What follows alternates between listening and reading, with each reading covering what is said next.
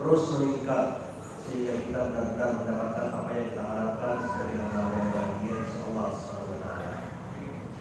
Tidak lupa kita menyampaikan salam kepada kita bagi Nabi Muhammad sallallahu alaihi wasallam Muhammad wa ala alihi Muhammad. Saudara muslimin, mengawali hari kita, mari sama-sama kita berdoa kepada Allah. Bismillahirrahmanirrahim. Allahumma inna nas'aluka ilman nafi'an wa rizqan wasi'an wa 'amalan mutaqabbalan. Raditu billahi rabba wa bil islami dina wa bi Muhammadin nabiyya wa rasulah. Rabbi zidni 'ilma warzuqni fahma. Semoga apa yang kita mohonkan kepada Allah terkabulkan untuk kita semuanya. Amin ya rabbal alamin. Terima kasih muslimin. Kajian malam ini kita akan membahas satu tema yang mudah-mudahan menjadi renungan bagi kita semuanya. Suatu ketika Rasulullah sallallahu alaihi wasallam ditanya, Ibnu Abbas meriwayatkan Rasul ditanya tentang al-kabair. Al-kabair itu artinya dosa-dosa besar. Ya Rasulullah, apa saja yang termasuk dalam dosa-dosa besar? Imam Al-Ghazali di dalam kitabnya Al-Kabair itu mengutip ada 73 dosa-dosa besar. Dan yang pertama adalah syirku billah. Yang kedua as-sihru. Rankingnya itu termasuk uququl walidain, man'uz zakat, tarkus salat. Itu adalah ranking dosa-dosa besar yang semuanya ada 73. Nah, di antara yang disebutkan oleh Rasulullah dalam hadis ini adalah ada 3. Ya Rasulullah, yang termasuk dosa besar itu apa? Pertama asyirku billah. Ini ranking pertama. Syirik kepada Allah dengan variannya. Syirik itu banyak variannya. Tidak cuma sekedar menyembah kepada selain Allah. Termasuk berpaling, tidak setia kepada Allah juga kategori syirik. Nah, ini pembahasan sangat luas. Yang pasti bahwa syirik adalah termasuk dosa yang ranking pertama, syirku billah. Lalu yang kedua yang termasuk kategori syirik dosa besar itu apa? Wal ya'su min rauhillah. Putus asa. Putus asa dari rahmat Allah. Hari ini orang-orang politik sedang berputus asa. Betul atau tidak Pak? Orang-orang politik sedang berputus asa.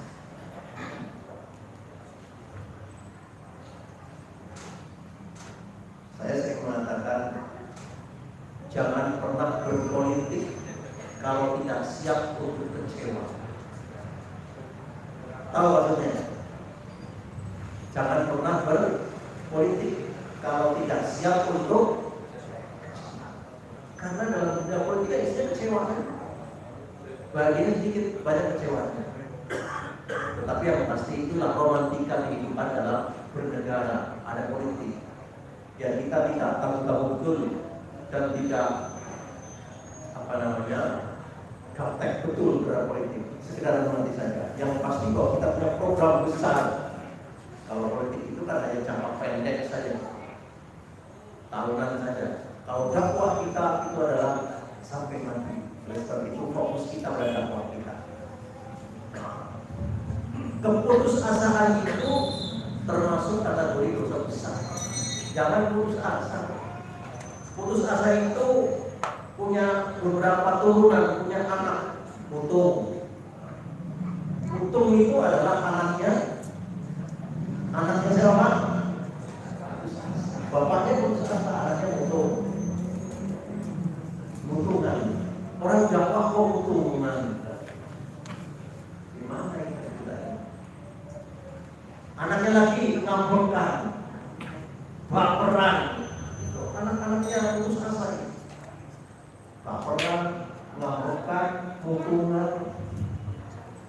Ada dakwah nggak dikenal itu. Orang yang dakwah itu orang yang punya kelegoan panjang. Dia apa-apain dia akan mengatakan siap menghadapi semuanya. As-sabru wa syukru, itu jawabannya. Orang-orang pendakwah itu harus syukur dan bersabar. Jadi jangan keuntungan, jangan baperan. Gitu ya. Karena itu adalah anak-anak daripada al-yatas al-tawfiyah. Jadi putus asa itu adalah dosa besar, kata Nabi. Dan yang terakhir, yang tiga itu adalah wal amnu min makrillah, merasa aman, seakan-akan tidak terkena murka Allah. Aman, rasanya aman. Orang-orang yang merasa dirinya aman, seakan-akan tidak akan disiksa oleh Allah, justru dia terjebak dalam dosa. Nah itu saudara Masyaallah ini yang kemudian ayatnya menyatakan di surah Al-A'raf, ayatnya ayat 99. A'udzu billahi minasyaitonir rajim. Afa aminu makrallah fala ya'manu makrallah illal qaumul khasirun. Apakah umat manusia merasa aminu, merasa aman, merasa nyaman, seakan-akan tidak mendapatkan siksa Allah, seakan-akan terbebas dari murka Allah? Apakah itu yang dirasakan dalam kehidupannya? Kalau itu yang dirasakan, seakan-akan sudah tidak akan pernah disiksa lagi, terlalu pede. Justru dia terjebak dalam apa? Dosa. Lalu bagaimana seharusnya? Nanti ada jawabannya. Yang pasti ayat ini hanya menanyakan agar setiap insan merenungkan diri. Apakah manusia itu merasa aman dari siksa Allah? Fala ya'manu makrallah, sesungguhnya tidak ada yang merasa aman dari siksa Allah illal qaumul khasirun, kecuali hanya sikapnya orang-orang yang rugi. Jadi kalau hari-hari kita merasa aman, seakan-akan tidak mendapatkan siksa Allah, seakan-akan tidak akan mendapatkan murka Allah, dia adalah khasirun, justru orang yang rugi. Ketakutan berlebihan juga tidak dibenarkan, kepedean juga tidak dibenarkan. Lalu bagaimana jawabannya? Nanti ada jawabannya. Ini dulu, coba renungi oleh kita semuanya. Dari mulai bangun tidur sampai tidur kembali, berapa persen kita merasa takut kepada Allah? Berapa persen kita merasa diawasi oleh Allah? Dengan berapa persen kita merasa aman, tentram, seakan-akan tidak akan mendapatkan murka dan siksa Allah? Ini ada ayat yang mendukung daripada Al-A'raf 99. Ayat ini di Al-A'raf yang 97. Kalau nggak sebenarnya mundur lagi ke belakang. Apa yang terjadi? Afa amana ahlul qura ayyatiyahum ba'suna bayatan wa hum na'imun. Awal amana ahlul qura ayyatiyahum ba'suna duha wa hum yal'abun. Afa aminu makrallah fala ya'manu makrallah illal qaumul khasirun. Itu kaumnya. Jadi sebelum ayat yang kita baca tadi ada ayat yang ke-97, 98 dijawab oleh ayat yang ke-99. Rangkaiannya begini. Afa amina ahlul qura, apakah penduduk suatu desa merasa aman? Bagaimana kalau tiba-tiba akan datang baksuna, ujian kami, musibah kami, bayatan pada saat mereka tidur, wahum naimun, atau bayatan di waktu malam, wahum naimun, di saat mereka sedang bertidur. Siapa yang pernah membayangkan aja mau begini saat aku tidur terjadi gempa bumi terjadi, banjir bandang terjadi, umat ambruk. Siapa yang pernah bayangkan itu? Karena orang tidur ya kekar gitu aja, ngorok gitu aja. Gak pernah dia terbayangkan sebelum itu ya Allah akan terjadi apa malam ini kepada saya. Kalau itu yang dipikirkan maka dia. Tetapi orang lain tidak pernah membayangkan ya tidur kekar gitu aja. Boro-boro anak turu sholat fisik. Betul tidak Pak? Kan tadi Abu Hurairah pernah dikasih wasiat, hai Abu Hurairah, jangan lupa kamu apa?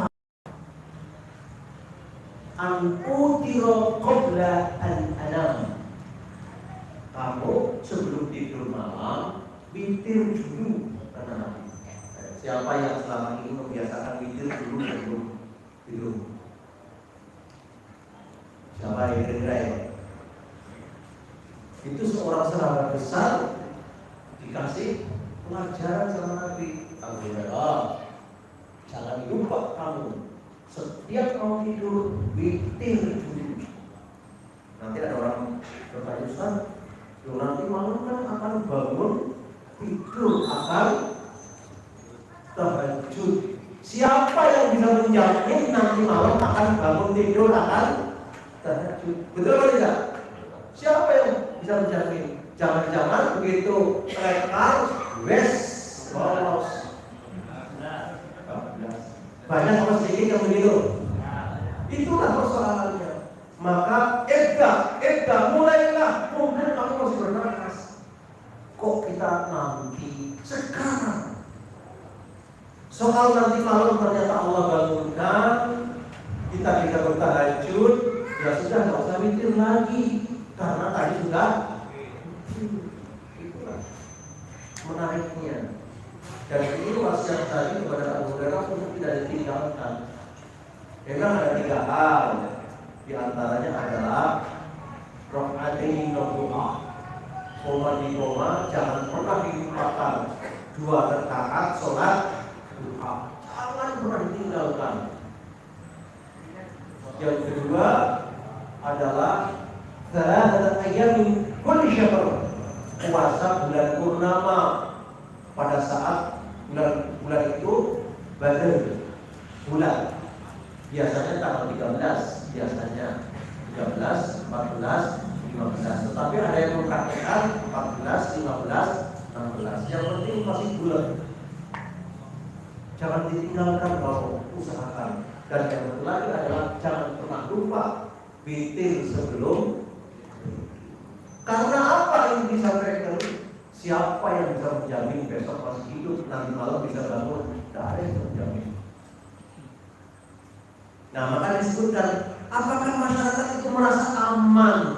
Bagaimana jika Allah mendatangkan musibahnya di malam hari? Wahum naimun, sedangkan mereka sedang tidur lelap, tidur nyenyak. Ini seperti musibah yang menimpa siapa? Kaumnya Nabi Lut. Kenapa kaumnya Nabi Lut harus dibakar dengan api? Karena terlibat dalam aktivitas LGBT. L-nya apa? Longsor. B-nya apa? Bisa banjir. L-G ya. G-nya apa? Gempa. B-nya bisek atau banjir. T-nya apa? Tsunami. LGBT itu identik dengan longsor, gempa, banjir, dan tsunami. Ya, LGBT.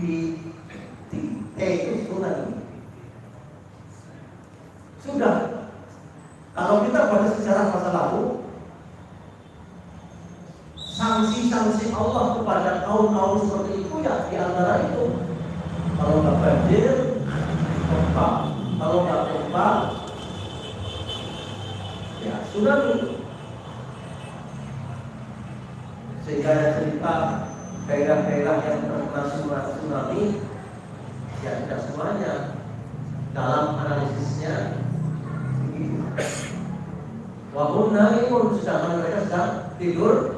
Oleh sebab itu jangan pernah kita terlalu nyaman, jangan pernah kita terlalu merasa aman. Kalau mau bertidur, memohonlah kepada Allah, memohon perlindungan kepada Allah sebagai bukti bahwa kita tidak merasa aman dari murka Allah Subhanahu wa Ta'ala. Yang kedua, awal amanah ahlul qura ayat yahum maksuna du'a wa hum yal'abun. Apakah penduduk masyarakat ini merasa aman? Bagaimana jika Allah mendatangkan musibahnya? Duha, justru pada saat orang sibuk yal'abun, sedang sibuk bermain, sedang sibuk kerja. Biasanya yang namanya musibah Allah itu akan datang saat manusia sedang lalai tidur, lalai aktivitas. Duha disebutkan. Ini Al-Quran yang mengatakan apa? Silakan diadakan penelitian apa betul musibah-musibah itu datangnya malam hari pada saat manusia terlelap lalai karena tidurnya, atau pada saat yal'abun, manusia sedang asik bermain atau sedang sibuk bekerja. Saat itulah orang-orang lalai akan Allah.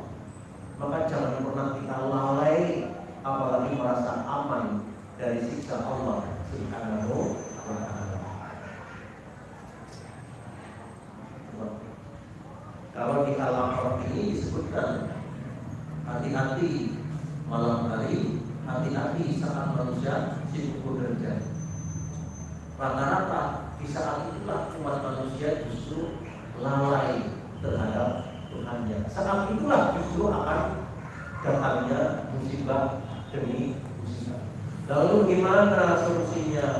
Solusinya jangan pernah kita lepas zikrullah sebagai tanda bukti bahwa kita adalah hamba-hamba yang takut kepada Allah Subhanahu wa Ta'ala, bukan hamba-hamba yang merasa aman dari siksa Allah Subhanahu wa Ta'ala. Maka disebutkan di ayat tadi, apa aminu makrallah fala ya'manu makrallah illal qaumul khasirun. Apakah masyarakat manusia itu merasa aman dari siksa Allah?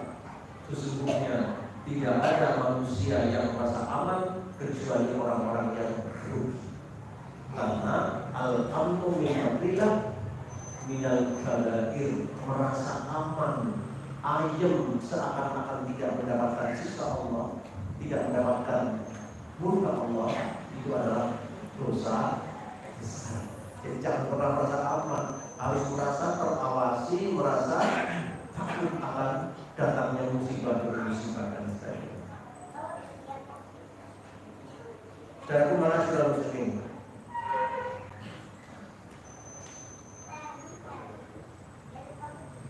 Allah Subhanahu wa Ta'ala menyatakan di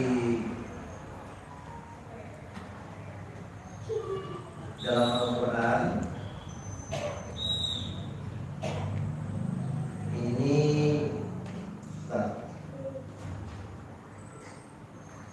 ayatnya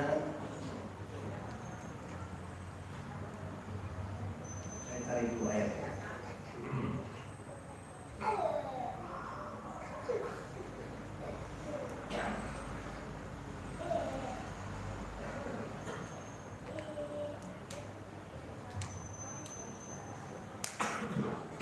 Nanti kita dengar bisa lihat Al-Hijr ayat 56. Ya, surat Al-Hijr ayat 56. A'udzu billahi minasyaitonir rajim. Qala wa may yaqnatu min rahmati rabbih illa dhallun. Ini kebalikannya. Kalau tadi adalah orang-orang yang merasa aman, seakan-akan terhindar dari siksa Allah. Kalau ini adalah ayatnya. Qala wa may yaqnatu min rahmati rabbih, maka siapa saja yang selalu berputus asa,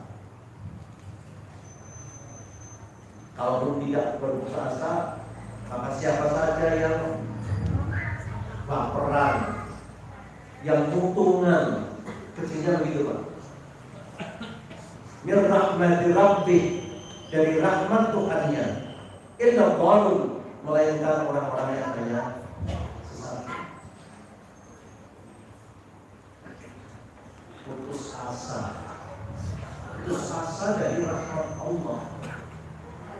Artinya bahwa dia merasa, buat apa saya tidak akan pernah lagi bahagia di hadapan Allah. Buat apa ini sudah hancur lebur, seakan-akan tidak ada rahmat lagi. Padahal Allah akan menurunkan rahmatnya kapan saja kepada orang-orang yang berharap. Yang itu Arabi dan termasuk orang-orang yang berharap bertemu dengan Allah. Tetapi kadang-kadang dalam kehidupan sehari-hari orang banyak justru merasa putus asa. Seakan-akan tidak ada kebahagiaan lagi, tidak ada rahmat lagi.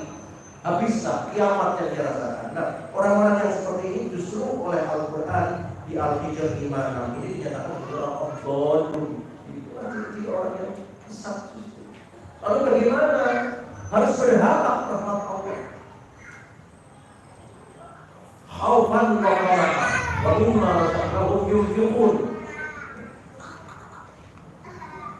تتجافى جنوبهم عن المضاجع يدعون ربهم خوفا وطمعا ومما رزقناهم ينفقون. Jadi orang-orang yang bertakwa itu tatajafa ala junubi. Dia dalam kondisi sujud, tidur, rukuk. Yad'una rabbahum. Dia selalu mohon kepada Tuhannya khaufan wa tama'an. Sisi lain takut tapi juga berharap yang luar biasa. Jadi itu yang benar, Pak.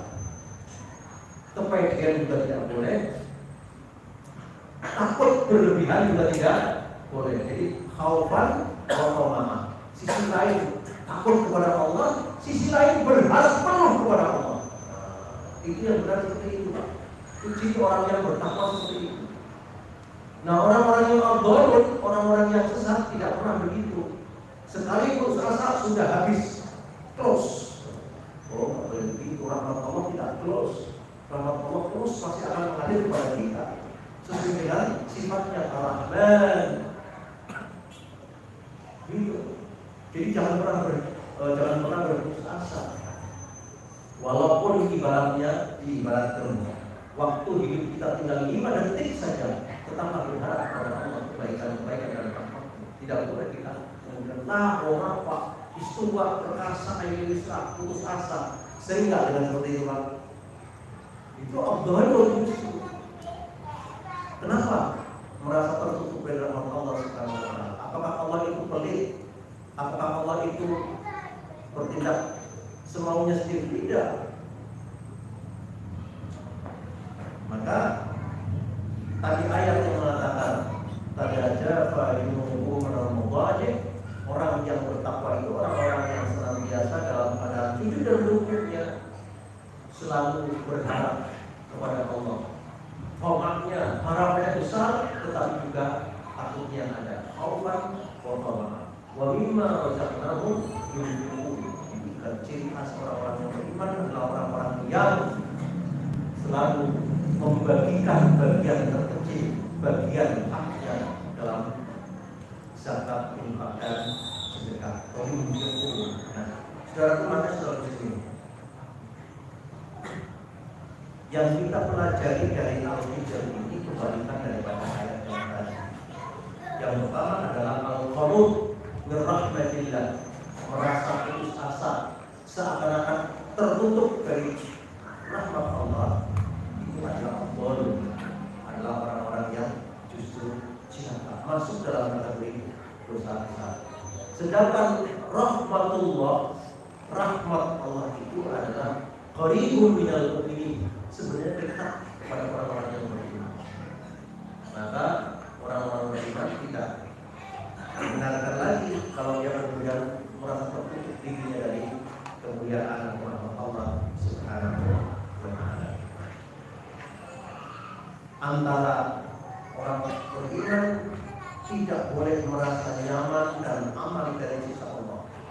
Barang siapa yang merasa aman dari sisa Allah, merasa aman dari murka Allah, adalah terjebak dalam dosa besar. Orang Islam tidak boleh pula berputus asa, muntung, baperan, masa bodoh dari rahmat Allah. Karena yang tergolong itu adalah dolun, orang yang sesat. Lalu bagaimana jawabannya? Khaufan wa qama'ah. Orang beriman itu di sisi lain berharapnya luar biasa kepada Allah, sisi lain juga ada ketakutan kepada Allah. Khaufan wa qama'ah. Lakukan itu sebagai bentuk bahwa kita takut kepada Allah. Jangan lupa memohon kepada Allah secara penuh, tapi jangan lupa pula, jangan kepedean juga bahwa kita juga takut kepada Allah akan sisa-sisa. Wa mimma razaqnahum yunfiqun. Nah, dari hadis ini, dari ayat-ayat tadi, lalu dapat kita simpulkan dalam keseharian kita. Ada satu hadis sebagai pelengkap ayat yang sudah kita baca. Kalau tadi yang pertama adalah dari Ibnu Abbas, kali ini hadis dari Ibnu Mas'ud. Ibnu Mas'ud itu termasuk sahabat Nabi dari kalangan ulama. Kalau Ibnu Abbas, Abdullah bin Abbas itu adalah sepupu Nabi, terlawatkan menjadi mufassirus sahabat. Dia adalah masuk kategori penafsir dari kalangan sahabat. Sedangkan Ibnu Mas'ud adalah ahli fikih dari kalangan sahabat. Dua-duanya ini orang hebat. Sedangkan Ibnu Mas'ud itu diceritakan orangnya kecil, bahkan orang kecil. Nah, suatu saat ketika Nabi itu memerintahkan kepada Ibnu Mas'ud, Ibnu Mas'ud, tolong aku naik pohon Arab, tolong ambilkan dahannya. Untuk apa dahannya? Untuk silat, untuk sikat gigi. Karena saat itu kan belum ada produksi sikat gigi, Pak. Di zaman Nabi kan sudah ada sikat gigi belum? Ya belum ada. Tapi Nabi sikat gigi yaitu dengan kayu Arab, namanya kayu Arab. Kayu Arab itu dalamnya ada serat-seratnya, itu dikupas kulitnya, sudah langsung ada seratnya. Dan ini mengeluarkan enzim yang luar biasa untuk kekuatan nafkah gusi, itu luar biasa dari enzim itu. Nah, suatu saat Nabi memerintahkan Ibnu Mas'ud supaya naik, karena dia kecil, enggak boleh kan. Begitu naik ke atas, betisnya kesingkap, kecil, betis itu kecil. Nah, diketawain sama teman-temannya, icili guys, icili kok, diketawain biasa meletek gitu. Nabi marah. Wallahi katanya, wallahi, meskipun kalian mengatakan betisnya itu masih kecil, ini lebih berat daripada gunung Uhud.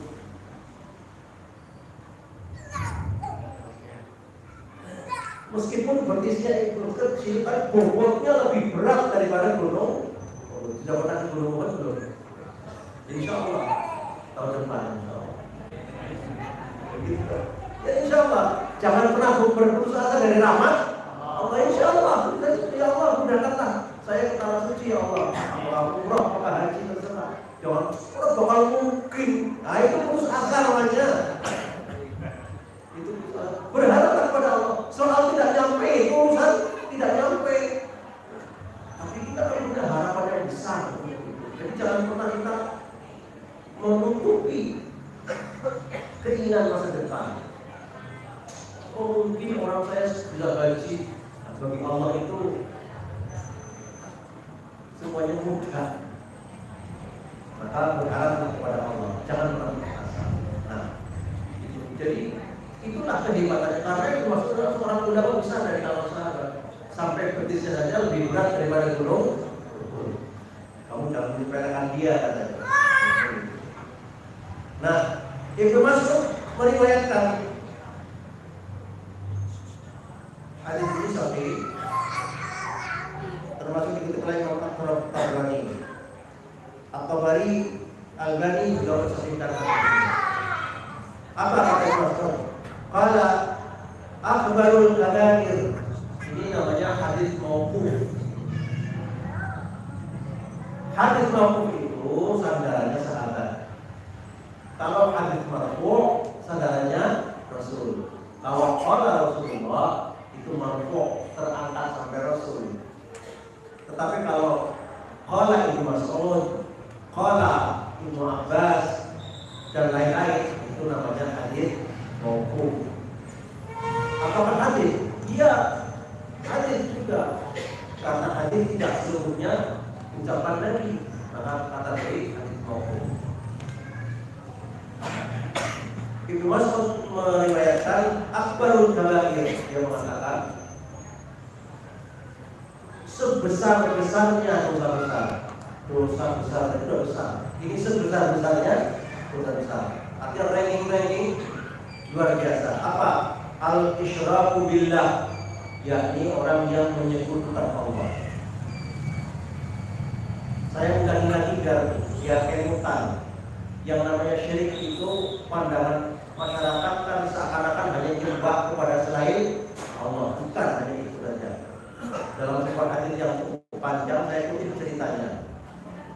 Mathalu man asyraka billah, perumpamaan orang yang syirik kepada Allah itu kamathali rajulin ishtara 'abdan, diumpamakan sebagaimana seorang yang membeli budak.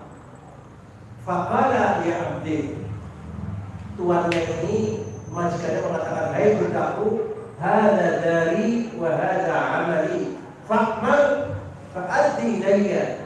Hai budakku, ini rumahku, pekerjaanmu adalah membersihkan rumah, ini pekerjaanku dan kamu harus melaksanakan tugas-tugas pekerjaanku.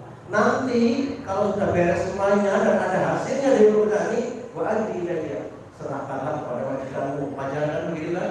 Wajar atau tidak? Wajar dong. Yang namanya pekerja, hasilnya ya diserahkan kepada majikan. Wajar. Ternyata si budak ini tidak mau mengerjakan rumah, tidak mau membersihkan rumah. Dia bekerja, hasil dari pekerjaan itu diberikan kepada orang lain. Kira-kira majikannya mana tak kira-kira? Mana tak kira-kira? Apa yang dikatakan sama majikan ini? Ini kurang ajar ini, si budak ini. Budak yang tidak setia kepada majikan. Itu perumpamaannya. Allah sudah ngasih kita apa yang kita butuhkan. Nafas gratis, rezeki gratis, masa depan gratis. Apa yang kurang dari kita? Allah berikan. Allah cuma butuh setialah kepada Allah. Ittaqullah haqqa tuqatih. Setialah kepada Allah. Apa? Salat. Betul? Puasa. Zakat. Dan seluruh perintah Allah kerjakan. Hanya itu kok. Wa ma khalaqul jinna wal insa illa liya'budun. Sudah. Allah enggak butuh apa-apa. Cukup kamu setia kepada Allah. Caranya bagaimana? Kerjakan perintah-perintah Allah. Tetapi nyatanya banyak manusia yang tidak mau melaksanakan perintah-perintah Allah. Maka diibaratkan sama seperti budak tadi, sudah bekerja, hasilnya diberikan kepada orang lain. Lalu majikan mana yang rela dengan perilaku budaknya? Maka pertanyaannya, Tuhan mana yang rela melihat hamba-hambanya baleno? Begitu maksudnya gitu. Jadi syirik itu bukan hanya sekedar menyembah kepada selain Allah. Syirik itu adalah tidak setia kepada Allah. Itu syirik juga, Pak. Kan berat akhirnya ketika Allah memanggil kita, hayya 'alas shalah, mana yang dipentingkan antara sholat dengan pekerjaan yang lain? Mana yang dipentingkan? Saat umat manusia tidak mengikuti panggilan Allah dan mementingkan panggilan yang lain, itu namanya tidak setia kepada Allah. Saat itu pula dia terjebak dalam syirik kepada Allah Subhanahu wa taala. Berdasarkan hadis tadi. Jadi memang tidak ada kata, tidak ada bahasa, manusia harus setia kepada Allah. Perintah lakukan. Meskipun dalam pelaksanaannya tentu sekuat mastata'tum, sekadar kemampuan setiap pribadi masing-masing. Satu dengan yang lain berbeda-beda. Tetapi Allah menginginkan setialah kamu kepada Allah Subhanahu wa taala. Itu syirik namanya. Jadi mengerikan. Syirik itu adalah sebenarnya tidak setia kepada Allah, tidak loyal. Nah, orang-orang yang loyal kepada Allah itulah orang-orang yang bertakwa. Yang tidak loyal kebalikannya, dikategorikan syirik kepada Allah Subhanahu wa taala. Itu berdasarkan hadis tadi. Nah, di sini diceritakan akbarul kabair, termasuk dosa sebesar-besarnya dosa besar adalah asyirku billah. Oh, ternyata syirik kepada Allah Subhanahu wa taala. Dari semua variannya, ada syirik yang besar, setengah besar, bahkan ada yang kecil saja. Yang kecil-kecil ya seperti orang mengatakan ria. Orang sudah berpaling dan awalnya niatnya mukhlisi dalam budi, awalnya niatnya tulus kepada Allah, tapi dalam perjalanan tergoda dia, maka mulailah muncullah sifat riya dalam perjalanannya. Itu sudah repot banget dalam kaitan. Nah, ini penting. Itu yang pertama. Termasuk dosa-dosa yang paling besar adalah asyirku billah. Yang kedua, wal amnu min makrillah, tadi masuk. Seorang manusia yang merasa aman seakan-akan tidak mendapatkan siksa Allah. Manusia merasa nyaman seakan-akan tidak mendapatkan kurba Allah. Nah, saat dia merasa aman, saat dia tidak merasa saat dia merasa nyaman dan merasa aman dari kurba Allah, saat itu pula dia sebenarnya sedang terjebak dalam dosa. Jadi tidak boleh kita sedikit pun tidak boleh lepas dari merasa nyaman. Harus ada rasa kekhawatiran, rasa takut kepada Allah Subhanahu wa taala. Meski demikian, sisi lain juga harus berharap kepada Allah Subhanahu wa taala. Kemudian yang termasuk dosa besar adalah al-qunut min rahmatillah. Merasa putus asa dari rahmat Allah, seakan-akan hidup ini sudah tidak bahagia lagi. Seakan-akan tidak ada sekarang hidup, tidak ada sebagai hidup. Rahmat Allah itu beri dan sungguh ini sangat besar. Kenapa orang terputus asa dari rahmat Allah? Maka barang siapa yang putus asa dari rahmat Allah, seakan-akan rahmat tidak turun lagi, saat itu pula dia terjebak dalam dosa. Dan yang terakhir adalah wal ya'su min rahmatillah, putus asa dari kesempatan Allah. Allah pasti memberi kesempatan kita sangat luas. Maka jangan ada bahasa mungkin. Itu kan seakan-akan memutus, seakan-akan tidak ada kesempatan. Padahal Allah memberi kesempatan sesuatu. Soal nyampe atau tidak nyampe itulah namanya orang kita perjalanan hidup. Tapi kita tidak boleh berputus asa. Lakukan kesempatan ini sebaik-baiknya. Allah berilah kesempatan. Maka ada orang berharap masa depan lebih baik, umur panjang lebih banyak. Dalam rangka apa? Dalam rangka itu supaya orang terhindar dari putus asa dari kesempatan Allah dan putus asa dari rahmat Allah. Saat itu pula dia sebenarnya terjebak dalam dosa-dosa. Nah, inilah buktinya. Jadi meskipun kita menjadi seorang muslim, banyak ibadah, banyak amal solehnya, tidak boleh kita merasa tenang saja, ibadah pakai aman. Dari sisi Allah tak bisa. Sifat seperti itu sifat membawa pada dosa besar. Umat manusia harus selalu merasa takut kepada Allah Subhanahu wa taala. Sekarang kemarin kaum muslimin, ayat-ayat yang sudah kita baca di surah Al-A'raf dari ayat 77, 78, 79 itu menggambarkan bahwa hati-hati hidup kita ini. Hati-hati karena kita dalam pengawasan Allah, dalam pengawasan Allah.